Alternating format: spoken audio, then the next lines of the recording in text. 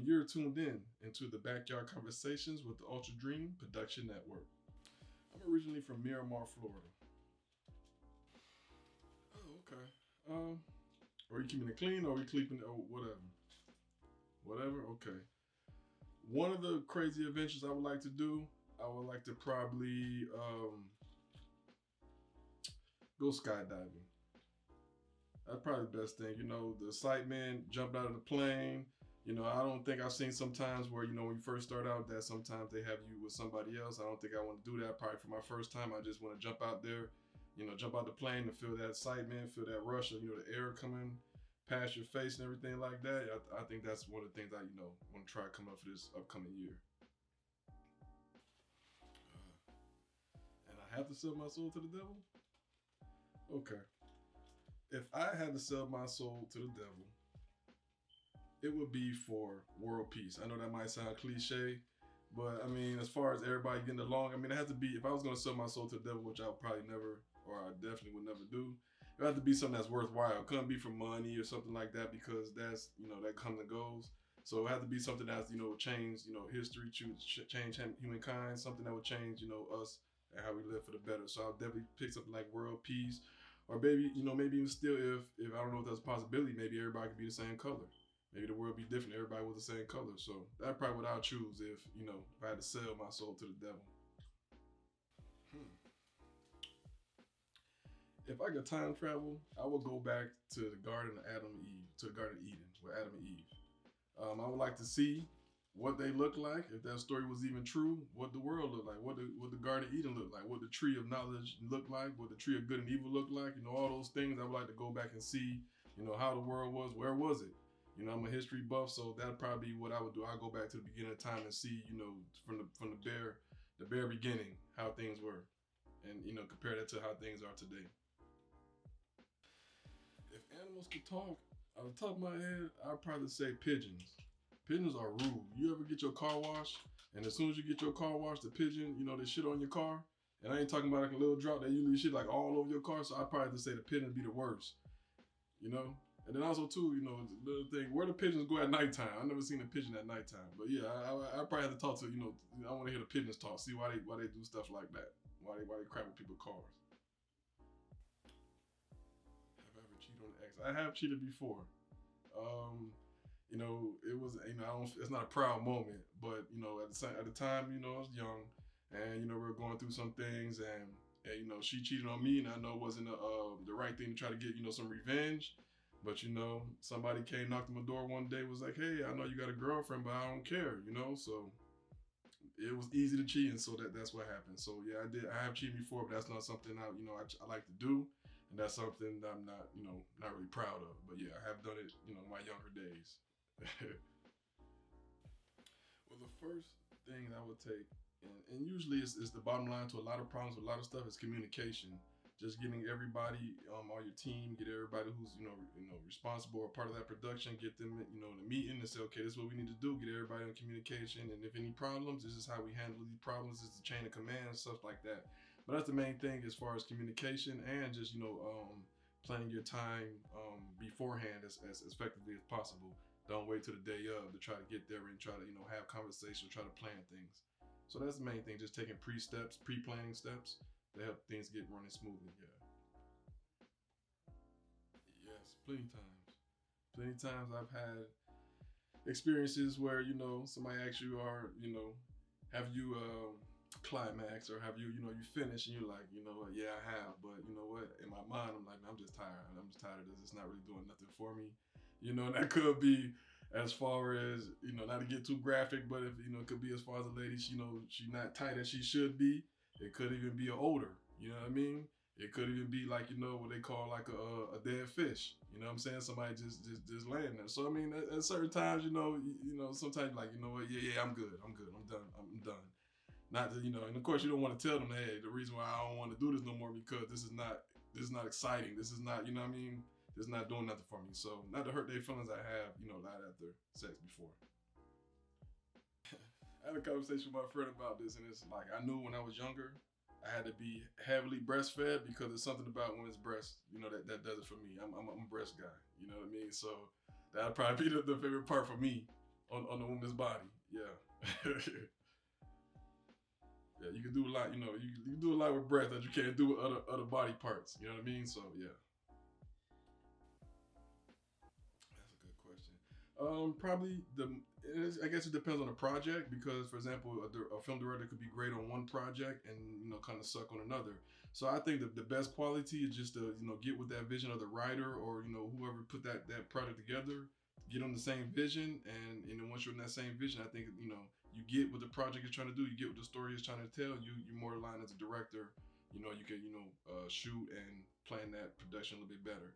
If you don't care about it, I don't. If you're talking about country music and I never listened to a country song, I don't care what kind of director you are. You're not gonna get it. It's not gonna come out good. Depending on who your production coordinator or your first AD, or depending on different positions or what you have on your production, that person will have to go and pull them to the side and just figure out what it is. A lot of times people have they're disgruntled, but a lot of times they just want people to hear them, hear their side of things, and hear their voice and let them feel like their opinion matters. So that'd be the main part, just getting production coordinator, assistant director, somebody that that has that role that can pull them to the side and say, okay, what's wrong and how can we make this right? Because at the end of the day, if your actors are not upset or they're not happy and they're upset, your production is going to falter. It's not going to come out as good as it should be. So that's the main thing, is trying to get that actor happy, get them on point for the production. Um, that's a good question. Let me think about that. Something I messed up on and how I could correct it. Well, as especially when you're working with a lot of local and independent productions, you don't have a 30-man crew like Hollywood or a big budget production would have. So a lot of times people wearing a lot of different hats. So there was one time where I was like a script supervisor, I was assistant director, I was a PA production assistant, and then I was also at that time the person holding your slater. So there's one scene. Say for example, the scene was 30, and I put on the slate 25, and then when scene 25 came around, I put on the slate 30. So it was kind of a mix up with the slating, but I let the production know, I let the director know, let the different team parts of the team know, so that when they go to editing and stuff like that, they would know. I just let them know it was an accident. Things happen. Sometimes you're working on 12-hour sets back to back. You might have another job. You might be doing, like I said, wearing another hat. So you got a lot of stuff on your mind. So things do happen like that. But the best thing is to do is just let people know and not try to hide it, because when you try to hide it, it could be a small problem that can be fixed. But then when you hide it, it gets bigger. And again, the bottom line is money. Sometimes especially in production, a mistake equal money, and you don't want that to happen on your watch. So best thing to do is just let your team know how you messed up, and try to fix it, and try to get it straightened out. Wow, guilty pleasure. Mm, that's a good question. Hmm. And we talking about anything? First, before I answer, but what do you consider guilty pleasure? And then okay. Well, one of my guilty pleasures is weed. I like smoking weed. You know what I mean? Sometimes at the end of the day, you're having that bad day, you need a wine. Some people do it with a nice little nightcap, a little cocktail. I do it with a nice fat blunt. So that's my kind of like my guilty pleasure. I like smoking weed. I don't know if that counts, but yeah, that's one of them that I could think of. I mean, to me, it might sound bad, but sometimes weed makes a lot of stuff better. When you're going, your lady say, "Hey, let's go shopping." You're like, okay, I don't want to go shopping, but let me hit this blunt real quick. Okay, we can go to Nordstrom, sitting there all day. But again, sometimes weed makes things better. So that's kind of one of my guilty pleasures. Yeah. Oh, I've been planning for the zombie apocalypse probably like the last 5 years. So to answer your question, I think I probably survive a good long time. If you watch The Walking Dead, I'd probably be like the lady Michonne, except I wouldn't have a sword. I have an AR-15 and probably a few firearms. You know what I mean? But yeah, I've been preparing for a long time. Get my meal preps and all that. So if the zombie apocalypse come out, I'm ready. And in fact, I'll be happy for the minute, for the occasion, because I've been preparing for so long and spending so much money on it. So yeah, I think I survived a pretty long time with the zombie apocalypse. Plus, I watch a lot of scary movies. Like I said, The Walking Dead. The Zombie Land. The main thing is always aim for the head And don't be stupid. Don't think everything's sweet. If you go through that, pretty much what we see from the zombie movies, you'll be straight. You can handle it, and get you a firearm. The little knives and stuff like that. Nah, that don't work. You need you a firearm with a lot of ammunition. So stock up. Yeah. If I had $10 million for one production only, if I had $10 million production, I would do something sci-fi. I would do something with the all color cast, black and brown, because at least I've never seen something worthwhile with sci-fi with people of color. So I would do that. And as you know, in a lot of sci-fi productions, they take a lot of money as far as your sets and your graphics and stuff like that. So yeah, I would spending money on a production where people of color go to space. For example, now I'm thinking about it, I have a movie where you know all the people of color, they had to go to another planet and they had to reproduce to survive. Now that I think about it, also sounds like the movie Avatar. You know what I mean? But yeah, something like that. Where people of color go to space and show what would happen. Like would there be fried chicken pills where we could just what I'm saying, eat Popeyes in a pill form. You know what I mean? Like what would it be like? So that's what I would probably do. My love language is acts of service. I'm the type of person, if the person I'm with, I love you, I like you, I have feelings for you, you need your car to change or something like that, I'm gonna take care of that. I'm gonna make sure your oil change, your car gets changed or stuff like that. So I'm the person that does stuff. I notice, I pay attention, notice things that can help your life run a little bit easier. So I help you out with that, or things you might want to get accomplished. I know I can do. You need your house painted. I'm a good painter. I'm gonna help you paint your house. Stuff like that. So that's my love language, act of service. Production crew, or just like at a job or production. Um, I've never worked with big production sets as of yet. So pretty much the biggest set I've had to experience of working with, probably like a 10 to 15 person set. And again, compared to Hollywood and different production, that's pretty small. But again, as the more people you have on your set, the more you have to deal with different egos and stuff like that. So it gets to be where you, again, communication, knowing how to handle every personality different. And also too, at that point, it can't be selfless. Nobody can think about, okay, this is me. It just has to be, okay, how can I, or what can I do to get this production done? So basically being a team player. So yeah. I handle stress pretty good. I'm the type of person, not and I'll walk away. And also sometimes if I notice some of the other crew is getting upset, I'll tell, or I'll mention to the director or whoever is responsible for that production. Maybe we need to take a little 15, 20 minute break, because again, you're dealing with, everybody has stuff going on in their personal life. You don't know what's going on. Also, sets can be really, stressful depending on the type of project you're shooting. So sometimes you just need that break to step away and download a little bit, relax a little bit. If you smoke cigarettes, whatever, smoke your cigarette, go to the side and just chill and come back and refresh. But yeah, I have had times where I just had to step away and just say, you know what, I'm just recalm myself. If I need to call somebody and just vent to them. But the best part is to step away and refresh yourself, because you don't want that energy to come onto the set, and now your stressfulness is tearing up the whole set.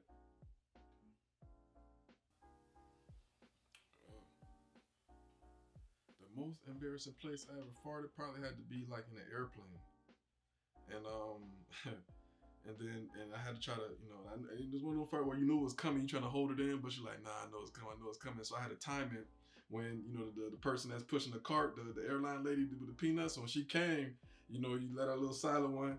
And everybody look around like, hold on, what is that? What is that? And they blame it on the lady because she came. But yeah, man, I mean, what can you do? You're in an airplane, it's tight, you can't move around. Somebody else is in the bathroom already. Well, I mean, what do you do? So I had to let one go on the airplane. So that's probably the most embarrassing part, or the most embarrassing place for me. But the good thing is nobody knew it was me, or at least I didn't think nobody knew it was me, because I blamed on the airline lady with the peanuts. So yeah. My weapon of choice would be, like I said, a firearm, something that holds a lot. Probably first would be the like an AR-15. I probably also have like a backup, like a crossbow. So the crossbow, you can shoot the zombie, and you could, what I mean. And I got that from the dude on Walking Dead, Daryl. He'll shoot the crossbow, have what I mean, and pull that arrow up, and you have everlasting bullets. And two, you can use pencil, you can use anything to turn into a little arrow. So yeah, I use a crossbow. You don't need no bullets. You don't need, what I mean, and just pull it back. So I use it. It'd probably be my weapon of choice beside a firearm or crossbow. I do think aliens exist because, for example, when you go back, you think and say, okay, cavemans, and when they've been in fire, and people are living, very primitive. How do we go from that to iPhones and internet and Oculus virtual reality? How do we get from that? So there has to be, what I mean, some kind of, to me, aliens that we got this technology from, because it doesn't make sense where did it come from all of a sudden. Like at one time, it would take a month or two to get a letter from, here to California, Florida to California, but now you could pick up and call somebody across the world in seconds. So again, where does this technology come from? So in my opinion, it has to be alien, it has to be life out there, it has to be, something out there, some other life form. So yeah, I do believe in aliens, and actually I think there is going to be pretty soon when they're going to make themselves known to us. So yeah. My directing style is, I mean, like, well, first give me like some examples. Like, what are directing styles? Like, what do you mean? Any kind? Well, my directing style is mostly just more visual, more with lighting, more with telling the story through facial expressions, through sets, through lighting again. So my directing style is more so to tell the story with without telling the story so blatantly. Instead of having the actors come out and say, okay, this is what it is. This is why I'm acting like this. This is where my motivation.